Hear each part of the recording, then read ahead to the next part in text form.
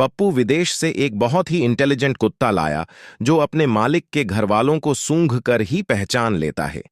मालिक ने कुत्ते को स्कूल भेजा अपने दोनों बच्चों को लेने के लिए। थोड़ी देर बाद कुत्ता आया तो देखा कि वो 7 बच्चों को लेकर आया था।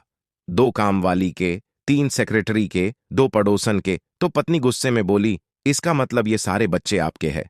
पति बोला, ये तो मैं बाद में बताऊंगा, पर तुम पहले मुझे ये बताओ कि कुत्ता हमारे बच्चों को लेकर क्यों नहीं आया।